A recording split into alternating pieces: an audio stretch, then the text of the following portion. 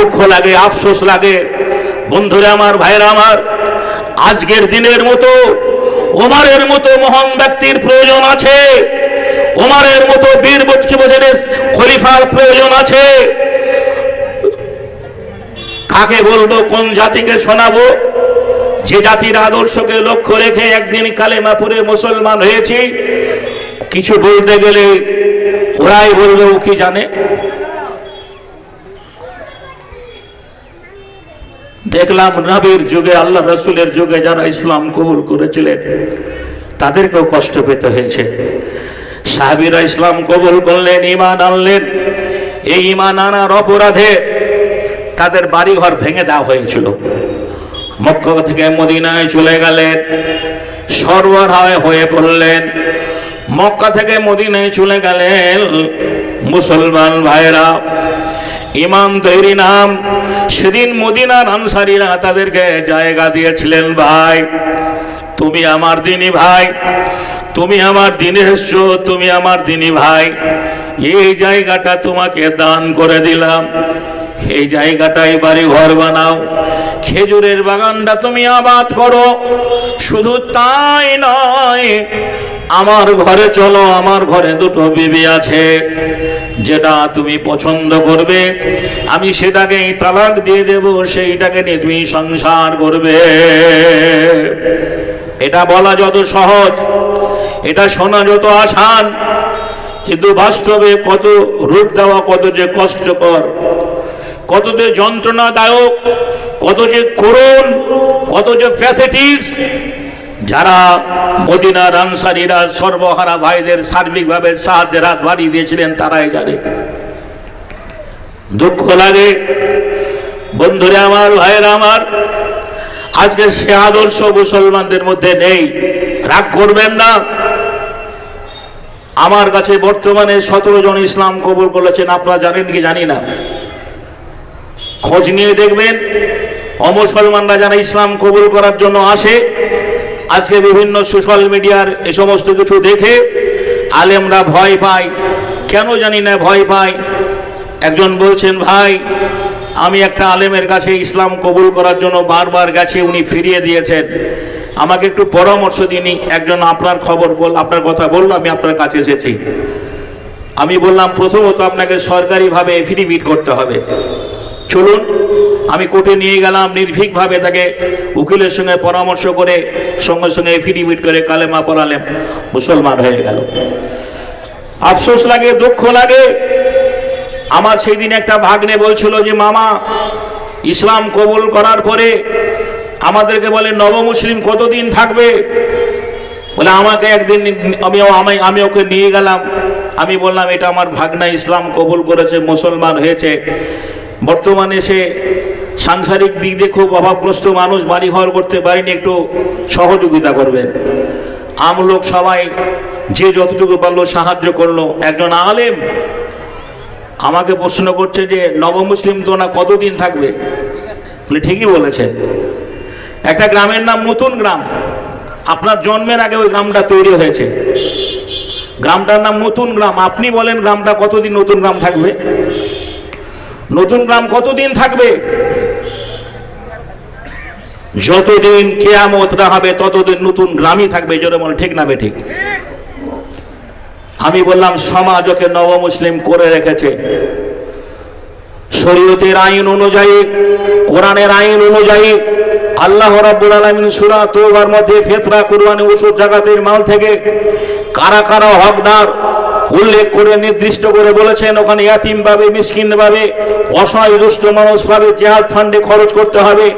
এই করে করে আল্লাহ বলতে বলতে আমাদের মতো অসহায় মানুষের কথা মাথায় রেখে বলেছেন, মুআল্লাফাতুল কুলুব, যারা ধর্মান্তরিত মানুষ, অন্য ধর্মকে পরিত্যাগ করে আত্মীয় স্বজন সবকিছু ফেলে ইসলাম কবুল করেছে, সর্বস্ব সবকিছু পরিত্যাগ করে ঈমান এনেছে, মুসলমান হয়েছে, এরা তোমার দিনী ভাই, এদের প্রতি সহানুভূতি করতে হবে। মনে কিছু দেবেন না, সারা পশ্চিম বাংলা আলেমের অভাব নেই, বক্তার অভাব নেই।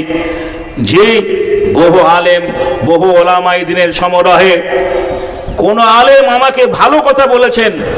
আমাকে একটা আম লোক বললো, আপনাকে দাওয়াত করতে গেছিলাম, জিজ্ঞাসা করলাম একটা আলেমে আপনার কথা, তো বলছে ও কি জানে, ও তো হিন্দু থেকে মুসলমান যে কথাটাই বলে। তাহলে আপনি সব জানেন তো আপনি করেন না কেন? রুজির মালিক যদি এরা হতো তাহলে মনে হয় আমাদের মতো যারা ধর্মান্তরিত মানুষ তারা কখনোই মরে যেত। এটা আবেগের সহিত বলতে বাধ্য হলাম। আর একটা কথা আপনাদের বলে রাখা ভালো, যারা বর্তমানে ইসলাম কবুল করেছে বা ইসলাম কবুল করছে এরা ফুটবলের মতো। এটা ক্রিকেট, এটা ফুটবল ময়দান, এখানে 12টা প্লেয়ার, এখানে 12টা প্লেয়ার, 24টা প্লেয়ারের খেলা হবে। যার পায়ে বল দেয় সেই মারে। এটা কি বলছেন? আমরা ইসলাম কবুল করেছি আল্লাহ রাসূলকে ভালোবেসে।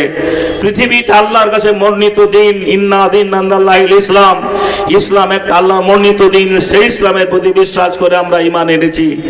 এসে দেখছি জিজ্ঞাসা করছে আলেম, তুমি হানাফি না দেওবন্দি, তুমি বেরেলি না আহলে হাদিস, তুমি কি বলছেন তুমি শিয়া না সুন্নি। এই যে মতবিভেদ, নজরুলের ভাষায় বলা যায় বিশ্ব যখন এগিয়ে চলেছে আমরা তখন পিছে। বিবি তালাকের ফতুয়া পদিশে মোরা, হাদিসে কোরআন ফেকা চুষে। গুনতিতে মোরা কমি নাই, বাড়ি আছে অবিরত, যুগে যুগে হাই বাড়ি আছে সবে গরু ছাগলের মতো। আজ ইউরোপ এই কোরআনকে মন্থন করে স্বর্গরাজ্য বানালো। চীন, জাপান, জার্মান, রাশিয়া, বিভিন্ন পাশ্চাত্য দেশের অবসরী ভান্ডা কোরআনকে মন্থন করে তারা তাদের দেশকে উন্নয়নের পথে এগিয়ে নিয়ে গেল। ভারতবর্ষের মুসলমান, বাংলার মুসলমান আমরা ফতোয়ায় শেষ হয়ে গেলাম। জোরে বলে ঠিক না বেঠিক? আমি বলছিলাম বিচার আপনি করবেন না, বিচার করার মালিক হচ্ছে আল্লাহ। বিচার করার মালিক হচ্ছে আল্লাহ। হাদিসে বলা হয়েছে, আল্লাহ রাসূলকে জিজ্ঞাসা করা হলো, ও আল্লাহর নবী আপনি বলুন মুসলমান আর কাফেরের মধ্যে পার্থক্য কিসে? 1450 বছর আগে মহানবী মুহাম্মদুর রাসূলুল্লাহ সাল্লাল্লাহু আলাইহি ওয়াসাল্লাম বললেন মুসলমান আর অমুসলমানদের মধ্যে পার্থক্য হচ্ছে নামাজে, সালাতে। যারা মুসলমান হবে তারা নামাজ পড়ে, অমুসলমানদের মধ্যে নামাজ থাকবে না।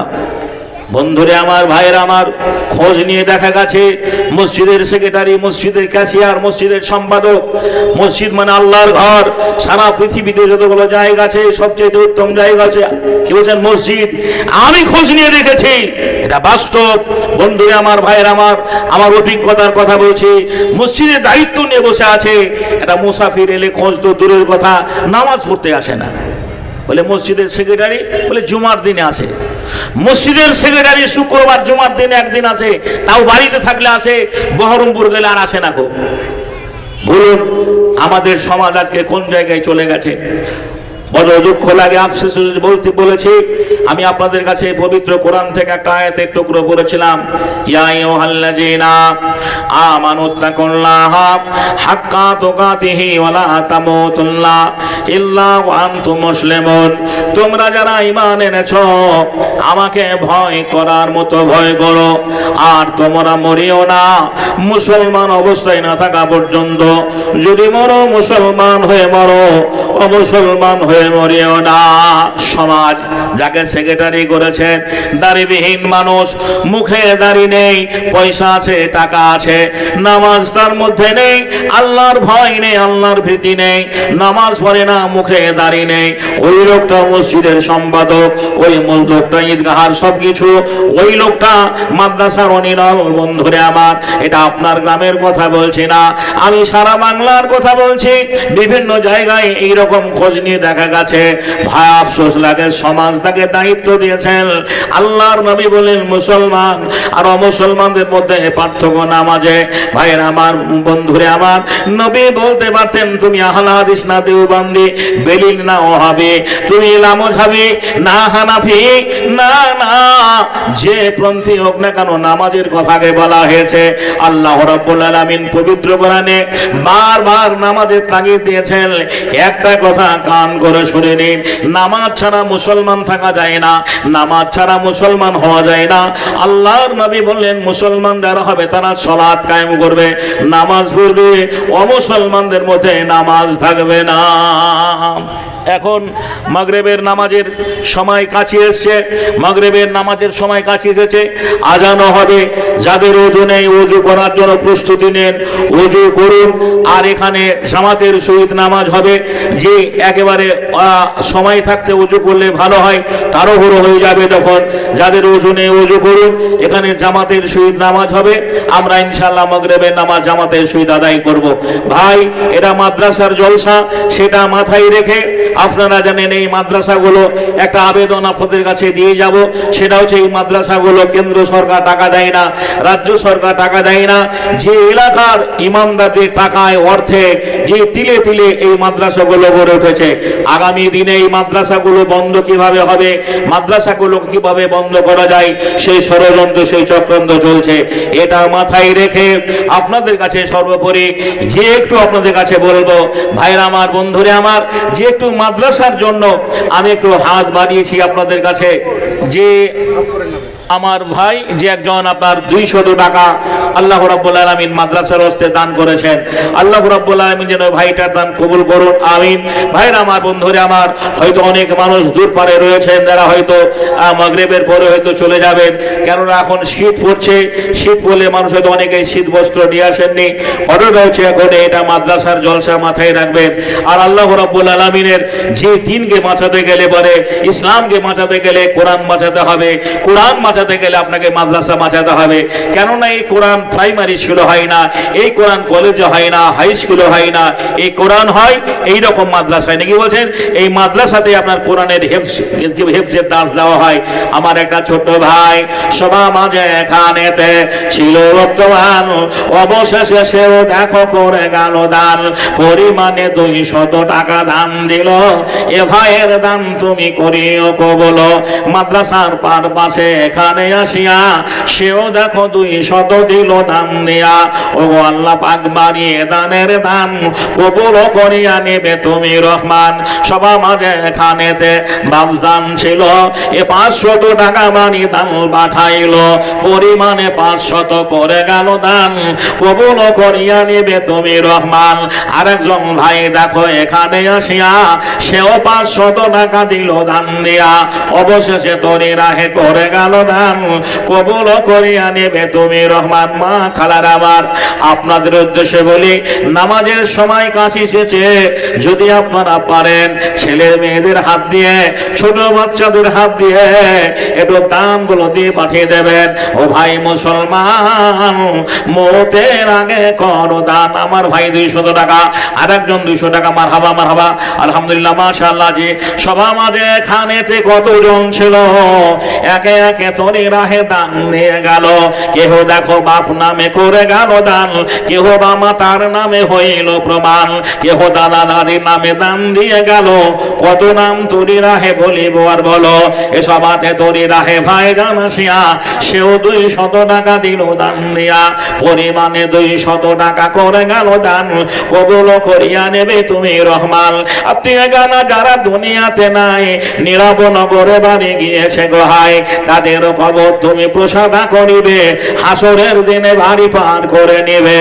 ও আল্লাহ পাক বাড়ি দানের দান কবুল করিয়া নেবে তুমি রহমান। ভাইরা আমার, বলে মাছ খাও মাংস খাও হজম হইবে, দান করো সবে যদি আখেরাতে পাবে।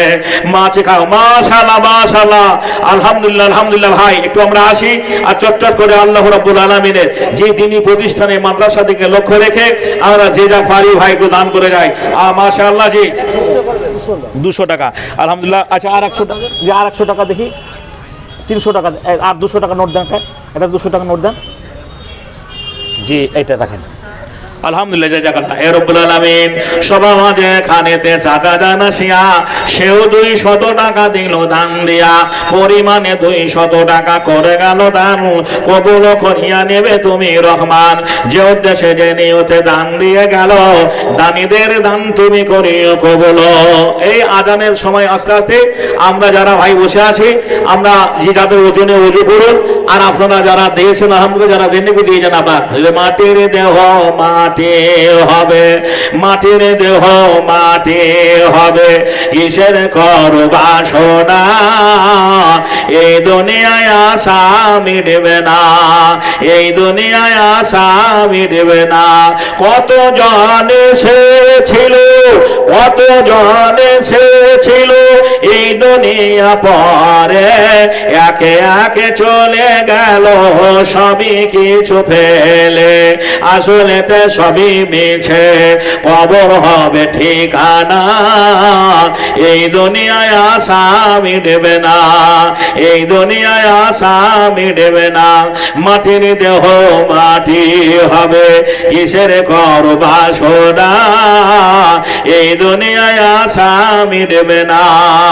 জমি জায়গা বাড়ি গাড়ি টাকা পয়সা সুন্দর নারী সবে রইবে পড়িয়া, কিছুই সঙ্গে যাবে না, এই দুনিয়ায় আশা মিটবে না।